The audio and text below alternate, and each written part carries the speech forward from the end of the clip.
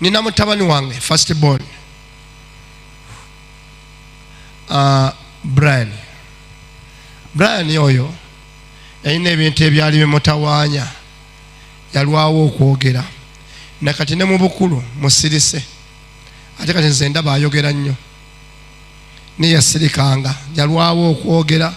Embeera bwe yatuukanga atambula yali atandise okutambula bw'ati n'addayo n'agonga, si kulya bubi nti kiki kyonna, naye omwana yali ali bw'ati yali azzeeyo agenda kugongobala, kwegamba nga alina ebintu bye. Omanyi omuntu waba atunuulira omwana we n'amutunuulira, muleke amwetunuulire amweyagalire. Yayimiriranga n'ayimirira bw'ati.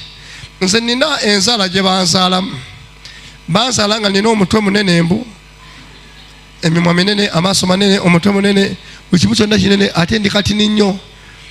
Kati natuuka nga nentunuulira omwana, kwegamba nze nasoberwa bazadde bange, maama wange yanzaala nange yansobera, nange nensobera omwana. Yayimiriranga bw'ati n'abeeraawo neŋŋamba bannaye oba Mukama ono gwe wampa. N'afuna ekimba ekyamukubanga nga kimukuba kimusika, ne bangoba mu nnyumba enateete, ne tuddeeyo ekabojja ne ŋŋenda emutundwe. Naye bwe kyamukubanga twagendanga okutuukanga mu nnyumba nga ennyumba mba nvuddewo, osanga baneiba bayogedde buli kye bayogeranga ekisumulula omwana nga maama we abikozesa. Obutungulu, bwoya bwa kamuje. Kati wagendanga okujja bwoti ng'ennyumba enyooka ng'ogamba oba muva na kusamira mulimu omusamize munda, naye nga babadde bataasa mwana. Kati tuba tusenguse, ngenze emutunde batandise okusomesa ne kikomawo. Siina ssente, gyendi siina gwe mmanyiiyo. Baatugamba nga bimukwata simanyi banyookeza, saabira banna basanga nga bikoze bitya bimaze mukwata.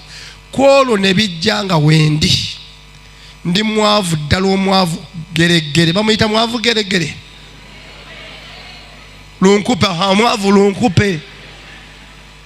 Waliwo omwavu lunkupe nga ne bw'obeera n'ekinusu kyo kino oyagala kibeerewo eky'ebitaano.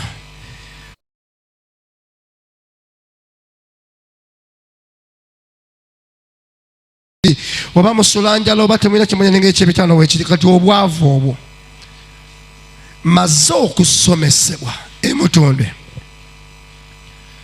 babinsomesezza, omwana ekimbe kijja kimukwata. Ndiko obusungu, nalina obusungu bw'obwavu, nali naakava goba na mizimu, ng'ekimbe kijja atandika okukola ati ne mukwata.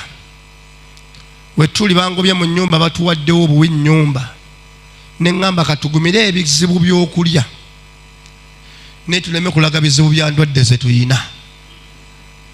Ne nkwata akaana ako mwenti, ne ŋŋamba nja gyegobera emizimu, sijja kuleeta katungulu wano, sijja muwa kikaawa kyonna, ŋŋenda kukwata Saala ne munyweza bwenti, nakuba emizimu nakati kikyawulira omuliro ogwagikola gitya.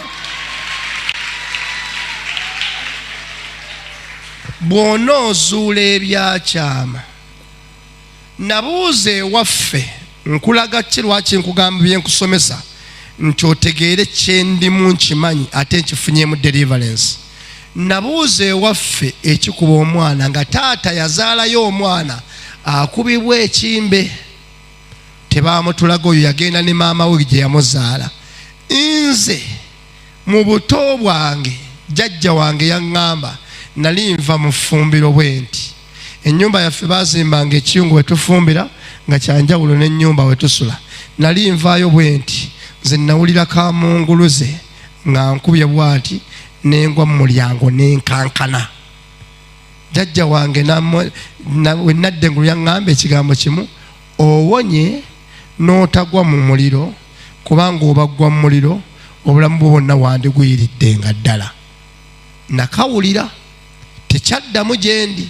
Kati ntandika okukinyumiza, kitandise first born wange kimutandise nengatta ebintu jukira kyali kirekeddaawo okumukuba naye nga ngenze mu kusomesebwa emutundwe nengatta ebintu nensaba nenkutula emizimu egy'ekika oyo bwe bujulizi bwentambulirako yemumirako Katonda gye yankolera mu bulamu bwange okunywereza Yesu. Mukama yazwe nanywereza Yesu bwati kubanga ekyantwala ku Yesu emutundwe zaali sente nali sinnazifuna Katonda yakola kyamagero ekyo. Kati bano abantu bojja okusanga ng'abeera ku church from Monday to Monday 24/7. I mean nga church yafuuka part of him.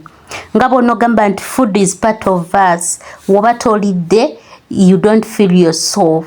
Nga n'omuntu church yafuuka part of him. And then omulala n'ajajinga. Baba abantu basiiba mu kanisa tebakola sente bazigira. Mkwano, people have stories. People have seen a lot. They have gone through a lot. Let them be. Bannange abantu mubaleke. Bibalabyeko bimala. Byebalabyeko bimala bumazi. Now look at Pastor Buyungo. Eyo video njagadde njikuteereyo ogirabe bulungi nga sikutataganyiza. Ogirabe ogimaleko bulungi. Kati nze oba ompuliriza oba tompuliriza kale nze kambere optional. Naye nga obujulizi obuwuliriza ne bugwayo. Gwe would know what it means omuzadde okulaba omwana nga akulira mu bulumi. Omuzadde nawe ng'omuzadde muli weesalira omusange nolowooza nti you've totally failed as a parent. Omwana wabeera mu bulumi naawe oba obuwulira olaba omwana akaaba bukaabi n'akaaba tugeze kirongo ekyo kati nga ffe bannakawere nange ndi nakawere temwerabira nakazaala 2 months ago. Omwana ayinza okukaaba ekiro naawe otulo ne tukubula ne mukaaba babiri tagenda kugamba nti mami kino naye ng'okaaba nga you're feeling the pain gy'otamanyi nakweva. Simply because your kid is not sleeping. Nacho ne bubeera bulwadde n'obulwemirembe because your kid is not sleeping.